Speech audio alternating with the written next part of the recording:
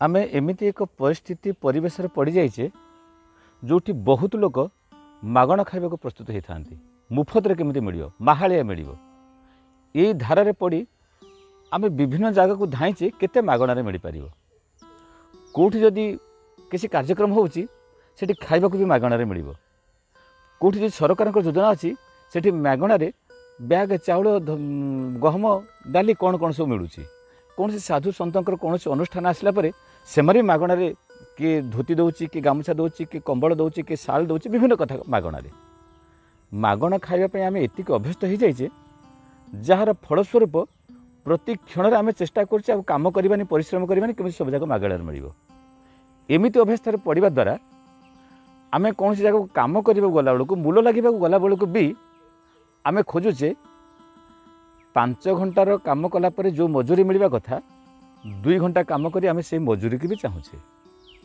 बंधु विचार कले आम ये जो मुफत जार माया जाल पड़ीचे आम मागणार पाइबा मागणार पाईगला परे तार परिणति कौन हम थे कौन चिंता करें ना आम भाव न था परिश्रम करी जो धन संग्रह करा जाए ता उपकार आसी थाए बिना परिश्रम रे बिना मेहनत रे जो धन आम पाई जो संपत्ति पाई जहाँ भी पाई ताहा आम उपकार आसी न थाए उपकार देखा जाउथिले मध्य परक्षण आम क्षति और अपकार पहुँचे थाए तेबे ये जो मागणा प्रवृत्ति आमको केते तलू टाणी दिए एक कथा भाविबा दरकार विचार करबा दरकार ये नहीं गोटे छोटिया उदाहरण देले कथाटा स्पष्ट हो आमे अन्य ठारू आनिकरी संचय कले धनी हो पारिबानी बरं अन्य को दान करने द्वारा आमे धनी हो पारिबा जड़े धनी हवाक हेले दान कर शिखा दरकार जड़े कृपण हवाक हेले आनिकरी ठुलैबा दरकार जी जिते बड़ घर करिछि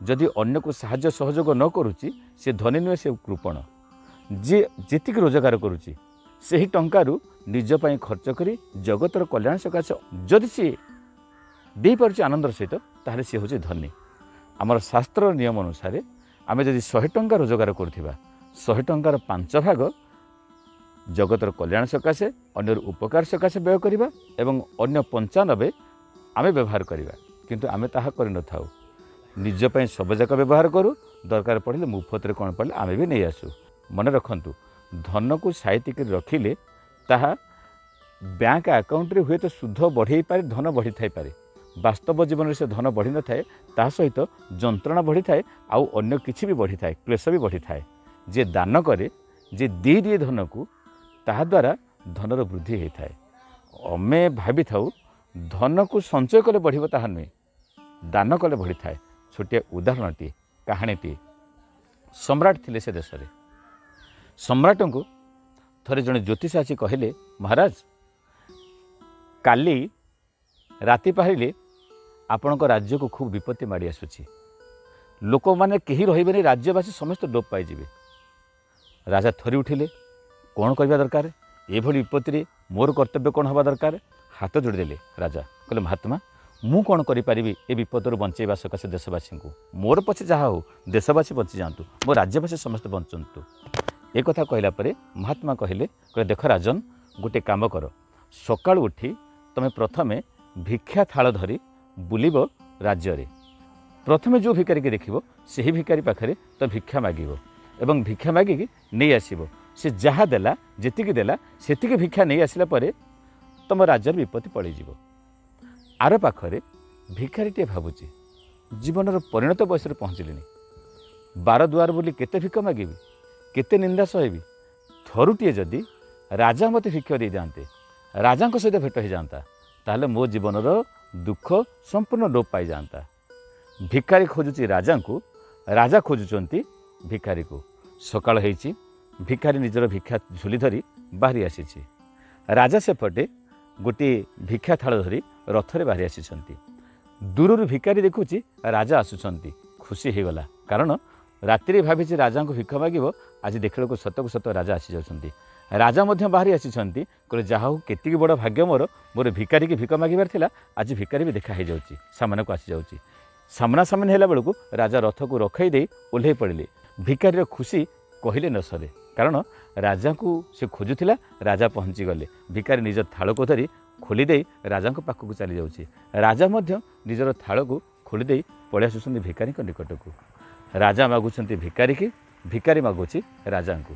ଏହି ଉଭୟ କ୍ଷେତ୍ରରେ ପହଞ୍ଚିଲା ବେଳକୁ ରାଜା କହିଲେ, ବାବୁ ତୋ ପାଖରେ ଯାହା ଅଛି ମୋତେ ଦେଇଦେ, ମୁଁ ନେଇ ଚାଲିଗଲା ପରେ ତୋର ଭାଗ୍ୟ ସୁଧୁରିଯିବ, ମୋର ବି ଭାଗ୍ୟ ସୁଧୁରିଯିବ, ଜଗତର କଲ୍ୟାଣ ହେଇଯିବ, ସମଗ୍ର ରାଜ୍ୟର ଲୋକ ସୁଖ ଶାନ୍ତିରେ ବିରାଜମାନ କରିବେ, ତୁ ଯାହା ଅଛି ମୋତେ ଦେ। ଭିକାରୀ ଜୀବନ ତମାମ କେବେ ଦେଇନଥାଏ, ସବୁବେଳେ ନେଇ ଶିଖିଥାଏ। ଜୀବନରେ ଯେ ସବୁବେଳେ ନେଇ ଶିଖିଥାଏ ସେ ଦବା ଶିଖିବନି, ଦେଲେ ତାକୁ କଷ୍ଟ ହେବ, ନେଲେ ତାକୁ ସୁଖ ଲାଗିବ। କାରଣ ନେଲାବାଲାର ହାତ ତଳକୁ ଥାଏ, ଦେଲାବାଲାର ହାତ ଉପରକୁ ଥାଏ। ଭିକାରୀର ହାତ ସବୁବେଳେ ତଳକୁ ହେଇକିରି ଅଛି, ଦେଲାବାଲାର ହାତ ସବୁବେଳେ ଉପରକୁ ହେଇଅଛି। ରାଜାର ହାତ ଉପରକୁ ହେଇଅଛି। ଯାହା ହାତ ଉପରକୁ ଅଛି ସେ ହାତ ତଳକୁ ହେବା କଷ୍ଟ, କିନ୍ତୁ ରାଜା ଆଜି ରାଜାର କଲ୍ୟାଣ ସକାଶେ ହାତ ତଳକୁ ମାଗିଛନ୍ତି, ତଳକୁ କରିଛନ୍ତି। କିନ୍ତୁ ଭିକାରୀ ତ ଜୀବନ ତମାମ ତଳ ହାତ କରିଛି, ତା ହାତ ଉପରକୁ ଉଠିବା ବହୁତ କଷ୍ଟ ଥିଲା ସେଦିନ। ତଥାପି ରାଜା ବାରମ୍ବାର କହିଲେ, ଭିକାରୀ ସମୟ ହେଇଯାଉଛି, ଯାହା ତୋ ପାଖରେ ଅଛି ମୋତେ ଦେଇଦେ, ମୁଁ ନେଇଗଲେ ରାଜ୍ୟର କଲ୍ୟାଣ ହେବ, ତୋର କଲ୍ୟାଣ ହେବ, ସମସ୍ତଙ୍କର ଉପକାର ହେବ। ଭିକାରୀ ନିଜ ବ୍ୟାଗରେ ହାତ ପୁଡ଼ିଲା। ହାତ ପୁରିଲା ପରେ ବହୁତ କଷ୍ଟରେ ଭାବିଲା, ଗୋଟାଏ ମୁଠା ଚାଉଳ ଦେବି ନା, ସମ୍ଭବ ନୁହେଁ। ଗୋଟାଏ ମୁଠାରେ ଗୋଟାଏ ଆଙ୍ଗୁଠି ଖୋଲିଦେଲା, ନା ଏତେ ବି ଦେବିନି। ଦ୍ୱିତୀୟ ଆଙ୍ଗୁଠି କାଢ଼ିଦେଲା, କହିଲା ଆଉ ଯାହା ଚାଉଳ ରହିଲା ଦେବି, ତଥାପି ଦେବିନି। ତିନିଟା ଆଙ୍ଗୁଠି ଖୋଲିଲା, କହିଲେ ଏତେକ ଚାଉଳ ବି ଦେବିନି। ହାତରେ ଗଣିବାକୁ ଲାଗିଲେ କେତେ ଚାଉଳ ଅଛି, ଦେଖିଲା 3ଟା 4ଟା ଚାଉଳ ଅଛି। ଭିକାରୀ ଭାବିଲା ଜୀବନ ତମାମ ଦେଇନି ସେ, ତେଣୁ ଭାବିଲା ମୁଁ ଏତେ ଦେଇପାରିବିନି। ତଥାପି ଗୋଟିଏ 2ଟା 3ଟା କରି ଚାଉଳ ଖସେଇ ଦେଇ ଦେଖିଲା ଗୋଟାଏ ଚାଉଳ ଅଛି।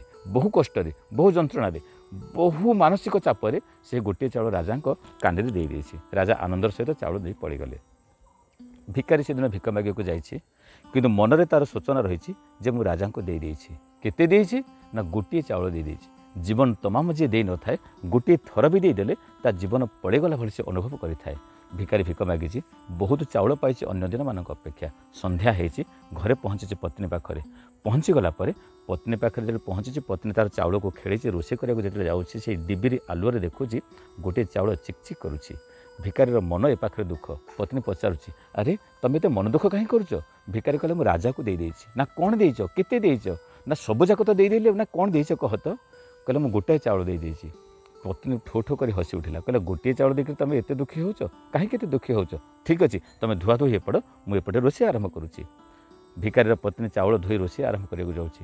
ଡାକ ଛାଡ଼ିଲା, କହିଲା ଧାଇଁ ଆସ, ବଡ଼ ବିଚିତ୍ର ଘଟଣା ଘଟିଛି। ଭିକାରୀ ଧାଇଁ ଆସି ଦେଖିଲା, କ'ଣ ହେଇଛି ନା, ଗୋଟିଏ ଚାଉଳ କ'ଣ ଚିକଚିକ୍ କରୁଛି, ସୁନା ଭଳି ଦେଖାଯାଉଛି। ଡିବିରି ପାଖକୁ ଆହୁରି ପାଖେଇ ନେଲା, ଦେଖିଲା ସତରେ ସେ ଚାଉଳ ନୁହେଁ, ସେଟା ସୁନା, ଗୋଟିଏ ସୁନାର ଚାଉଳ ଆସିଯାଇଛି। ଭିକାରୀ ପଚାରିଲେ, ଚାଉଳ ସୁନା କେମିତି ମିଳିଲା? କେହି ବୋଧେ ଭୁଲରେ ଦେଇଦେଇଛନ୍ତି। ଭିକାରୀର ପତ୍ନୀ କହିଲା, ନା ଭୁଲରେ ଦେଇନାହାନ୍ତି, ତମେ ରାଜାଙ୍କ ସକାଶେ ଯେଉଁ ଗୋଟିଏ ଚାଉଳ ସୁନା, ଯେଉଁ ଗୋଟିଏ ଚାଉଳ ଦେଇଥିଲ ଦେଶର ଉପକାର ସକାଶେ, ଜଗତର କଲ୍ୟାଣ ସକାଶେ ତମେ ଯେଉଁ ଗୋଟିଏ ଚାଉଳ ଦେଇଥିଲ, ସେହି ଗୋଟିଏ ଚାଉଳ ବର୍ତ୍ତମାନ ସୁନା ହେଇଯାଇଛି। ଭିକାରୀ ସାଙ୍ଗେ ସାଙ୍ଗେ ଚାଉଳ ମୁଣିଟାକୁ ଧରିଲା, କହିଲେ ଏବେ ଯାଉଛି ରାଜାଙ୍କୁ ସବୁଯାକ ଭିକ୍ଷା ଦେଇ ଆସିବି। ପତ୍ନୀ କହିଲେ, ପ୍ରାଣନାଥ ସମୟ ନାହିଁ। ଭିକାରୀ ଜୀବନ ତମାମ ଭିକାରୀ ହେଇଥାଏ, ରାଜା ଜୀବନ ତମାମ ରାଜା ହେଇକରି ଥାନ୍ତି। ଆଜି ତମେ ଯେଉଁ ଚାଉଳ ନେଇକରି ଭାବୁଛ ରାଜାଙ୍କୁ ଦେଇଦେବ, ରାଜା ଆଉ ଭିକାରୀ ହେଇନାହାନ୍ତି। ଭିକାରୀ ହେବାର ଗୋଟିଏ ସମୟ ଥିଲା। ବନ୍ଧୁ, ଜୀବନର ଅବସ୍ଥା ଆମର ଠିକ୍ ଏମିତି। ଆମେ ଯଦି ଅନ୍ୟଠାରୁ ମାହାଳିଆ, ମାଗଣା, ମୁଫତ ଏମିତି ଚାହୁଁଥିବା, ଜୀବନ ତମାମ ଭିକାରୀ ହେଇଯିବା ସିନା, ସମ୍ରାଟ ହେଇଯିବାନି। ଦବାରେ ଯେଉଁ ଆନନ୍ଦ ଥାଏ, ନବାରେ ସେ ଆନନ୍ଦ ଆଦୌ ହିଁ ନଥାଏ। ଥରୁଟିଏ ଦେଇ ଶିଖନ୍ତୁ, ଥରୁଟିଏ ଦାନ କରି ଶିଖନ୍ତୁ, ଦେଖିବେ ଜୀବନରେ କେତେ ଆନନ୍ଦ ମିଳିବ। ଧନ ଥାଇକରି ଯଦି ମଣିଷ ଜୀବନରେ ସୁଖ ନାହିଁ, ଶାନ୍ତି ନାହିଁ, ଆନନ୍ଦ ନାହିଁ, ସେ ଧନ କେଉଁ କାମକୁ ନୁହେଁ। ଧନ ନଥାଇ ଯଦି ମଣିଷ ଆନନ୍ଦରେ ଅଛି, ସୁଖରେ ଅଛି, ଖୁସିରେ ଅଛି, ତାହେଲେ ସିଏ ହେଉଛି ଅସଲ ଧନୀ। ସୁଖ ହେଉଛି ସମ୍ପତ୍ତି, ଆନନ୍ଦ ହେଉଛି ଆମର ସମ୍ପତ୍ତି। ଆମେ ଜୀବନରେ ସୁଖ ରୂପକ ସମ୍ପତ୍ତି କେତେ ଠୁଳ କରୁଛେ, ସେଇଟା ହେଉଛି ଆମର ଅସଲ ସମ୍ପତ୍ତି। ଆନନ୍ଦ ରୂପକ ସମ୍ପତ୍ତି କେତେ ଠୁଳ କରୁଛେ, ସେଇଟା ହେଉଛି ଆମର ଅସଲ ସମ୍ପତ୍ତି। ଶାନ୍ତି ରୂପକ ସମ୍ପତ୍ତି କେତେ ଠୁଳ କରୁଛେ, ସେଇଟା ହେଉଛି ଆମର ଅସଲ ସମ୍ପତ୍ତି, ଅସଲ ଧନ। ଏଇ ପାର୍ଥିବ ସମ୍ପତ୍ତି ଅପେକ୍ଷା ସୁଖ, ଶାନ୍ତି, ଆନନ୍ଦର ଧନକୁ ଆମେ ସଂଗ୍ରହ କରିବାରେ ବ୍ୟସ୍ତ ରହିବା, ତାହେଲେ ବୁଝିପାରିବା ତାହା ହେଉଛି ଆମର ଅସଲ ସମ୍ପତ୍ତି, ଅସଲ ଧନୀ ଆମେ।